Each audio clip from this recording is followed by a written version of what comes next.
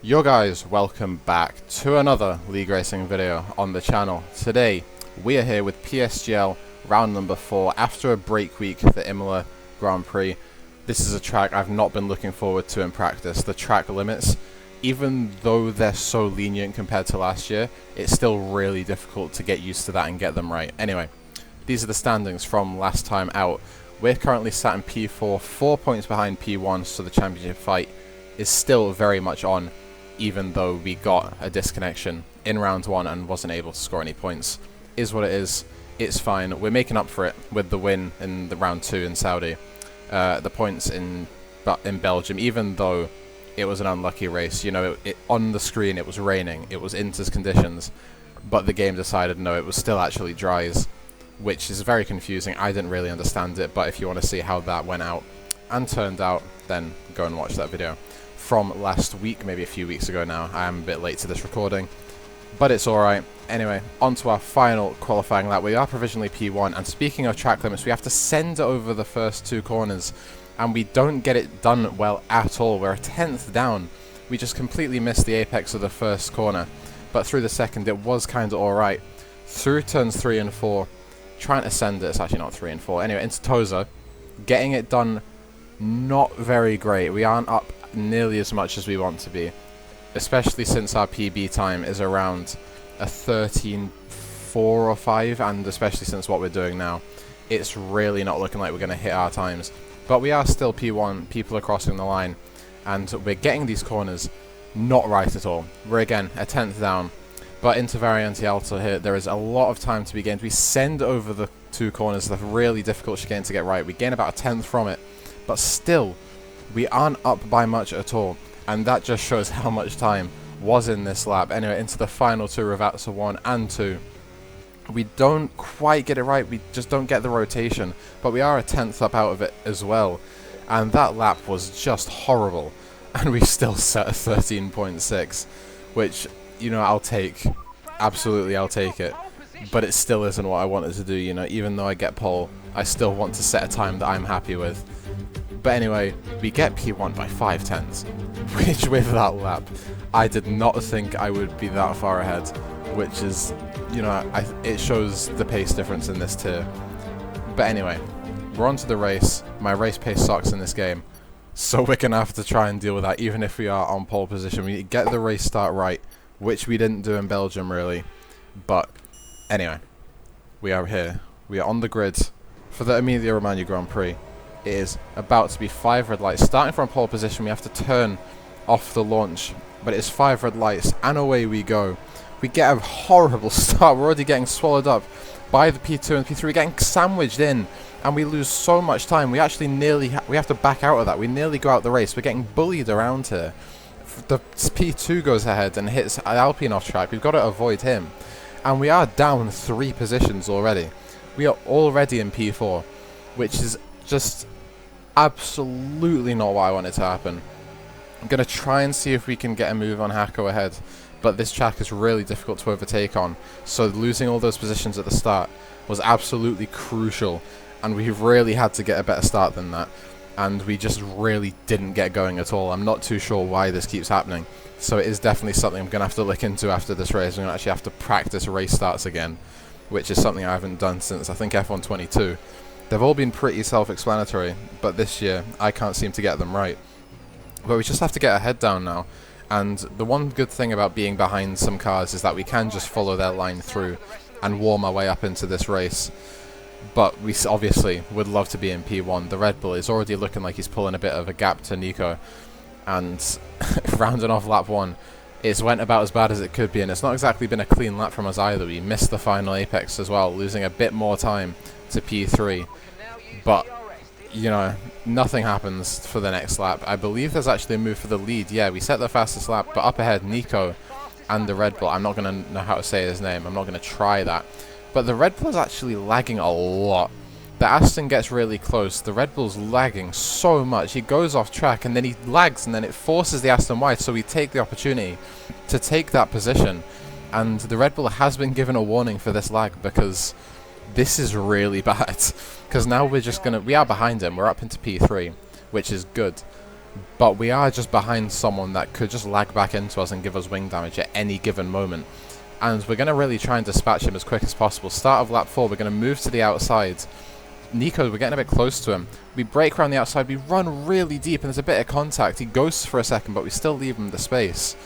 And we did just outbrake ourselves there. We're going to try and follow it up into turns 5 and 6, which we just can't do. And the lag there, probably in the back of my mind, I was thinking that he was going to lag into me and push me off, which was a bit of a mistake, so I made a mistake. But up ahead, the V-carb goes off the track, we have to get out of the way, and then we get the grass, and we nearly spin out, which I was not expecting to go onto the grass. But Nico, after leading this race, has fallen down to the back, and I'm pretty sure he's got wing damage as well. So that is his race over. And after losing a couple of positions at the start, we managed to gain 2 free positions, and we're back into P2. And on lap 5, we're going to have another go at the Red Bull. We're going to try to do the exact same thing. We're going to go around the outside, braking on the curb again. He runs a bit deep. We let him go because we don't want to get run off the track with him. And we're still stuck behind him with all this lag. Hako's now behind us. He's getting a bit close. And this guy lagging around is really not good. Look at him. He's made a mistake, but I was not sure if that was lag or not. And we gained so much. And it's just, he's lagging backwards. I'm not sure if I'm going to get wing damage from him, so I'm trying to keep my distance. But I also want to be close enough, like I am at the start of lap 6. 3 laps in a row, we're going to make the same move. But this time, we are actually going to clear him a bit. And we're going to make the move easily enough, but then we have a massive rear slide and cut the corner a little bit, and then we have to give the position back. And now that puts Hako on the back of us, and he's now up the inside. We're going to leave him the space into 5 and 6, but again, 3 tries at the exact same move, and we've made a similar mistake 3 different times. And that one really shouldn't have happened. I just had the brake bias, that one click too low. Hako's still bothering us, and we managed to hold off the position again. But I had the brake bias a bit too low, and I just completely locked the rears. And something on this first stint on the mediums, I've been locking the tyres a lot. I've really been killing these tyres. I'm sliding around through Acqua Minerale, and we're just losing a bunch of time. We've actually lost the DRS to the car ahead. We're going to really push all the ERS behind them now, and we're going to really try and get back in, but we're just not going to make it. We're not going to make the DRS, and that's just through a lack of me not keeping these tyres in a good condition. They've been sliding around a lot. And on to lap 8 now. Hako's going to just make a pretty simple move. We've got about 3% of battery. It's not going to be an issue for him to get by. And we've just lost another position, which is fair enough. Maybe this will be an opportunity for me to save some tyres. But you can see we're sliding on the most minimalist of curbs. And this is really not good. I am not enjoying myself in this stint. It's just went bad in pretty much every way.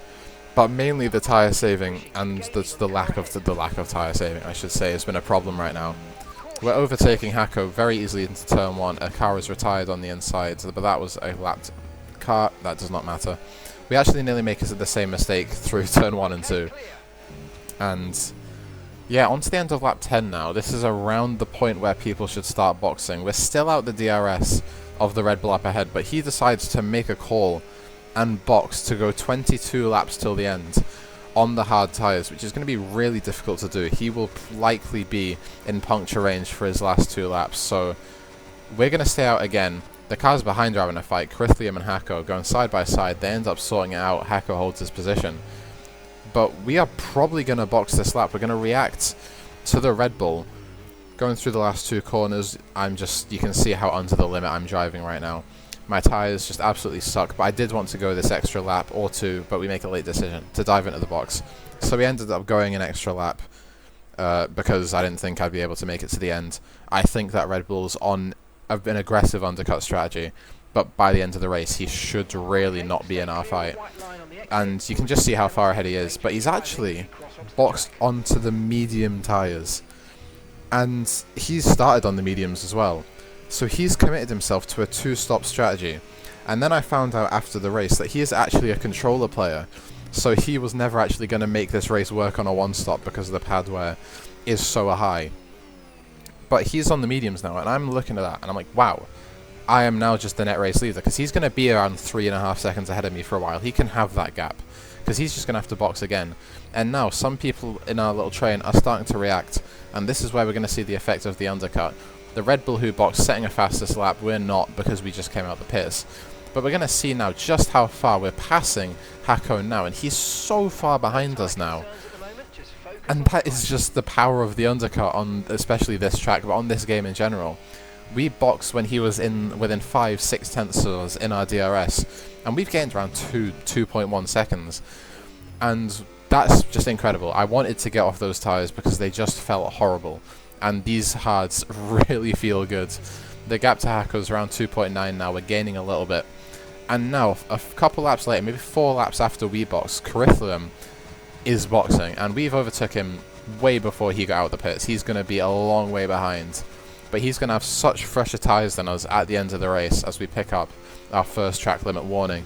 It won't play a factor. I'm going to spoil it now. We will not pick up a penalty in this race. That is maybe not a surprise to some people, but often I don't get penalties, so we're just going to put that out there now. But you can see, we went from lap 15, we're now on lap 19, and Curriculum in P5 is 7 seconds behind us, and he's made a move. He is flying on his tyres. He is on a very tyre-saving setup. And the next lap as well, I believe he's going to make another move. Yeah, we're going to see it now. He's going to move past Nikita into P4, and he's gained a second on us in that lap. And with 12 laps left to go, obviously his tyres are going to slow down a little bit, but that is just pointing towards the fact that he will overtake us. And he's now 5.5 seconds back, and this is the lap that the Red Bull on the 2-stop decides to box. I'm not sure why he's went 10 laps, 10 laps, and 10 laps on his tyres. He probably could have pushed the hards a bit longer, but that's not my, you know, I don't really care. I'm honestly happy that he's not in our race because he had some pace and he was lagging a lot.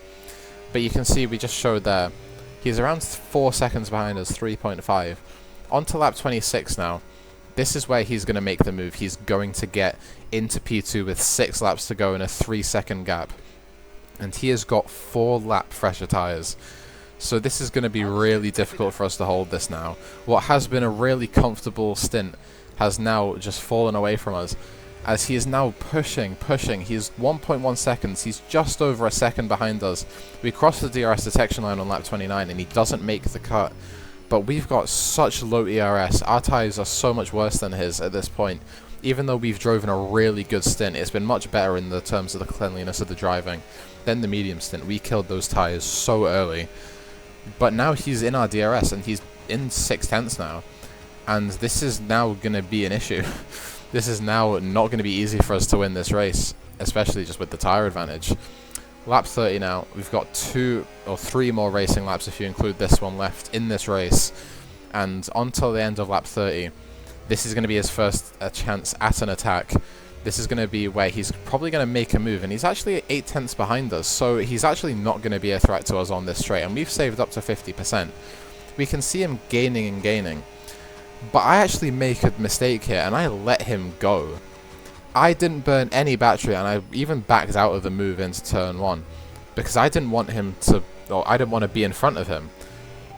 But he was 8 tenths behind me, and I could have burnt minimal ERS, and I could have kept him in my dirty air. But we've decided to let him go, and this is banking that on this game it is not easy to make a move on the last lap of the race, even if you do have the DRS. And I don't know why I'm still thinking like it's F124, because it isn't.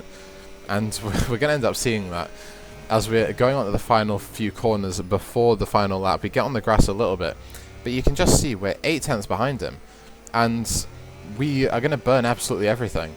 But he was in this exact position at the end of the last lap, and he wasn't going to be able to move if we used any battery. And right now, he has easily stayed ahead, and we have just completely sold the chance at the win, because now there's no overtaking opportunities. He's got the better tyres. We're not going to just overtake him on pace, and we have made a big mistake. Just going to speed it up through the last lap just to show you how far away he's getting. We're nearly a second out the DRS. We get our second warning, which isn't going to be an issue because it's the end of the race now, and the car behind's 4 seconds behind. But we've sold that race. We have completely and utterly sold that race, and you can see my annoyance. I can't believe I've just done that, because I had that win in the bag. That was so easily my win. If I just stayed ahead, he would have gotten affected by the dirty air. His tyres had gone off by that point. And yeah, we've just completely thrown away a win there. I mean, fair play to Curriculum, because he had a decent strategy. You know, he got himself back into the race with the overcut, but just it shouldn't have been his to win. I mean, these are the standings now. That decision, that loss of the win, has put him ahead of us in the championship now. Even though it's only by 1 point, you know, we still could have had that, and it's a bit annoying that we didn't. You know, it is what it is. It's a very close championship. But anyway, next week is Britain, and I'm saying next week, and it's a bit confusing to me because I've already done that race, but I'm just a bit delayed. But in a few days, the video for Silverstone should come out. It's a track I am pretty good at, so it should be an interesting race. And if you did enjoy this video, remember to like and subscribe, and I will see you in the next one. Peace.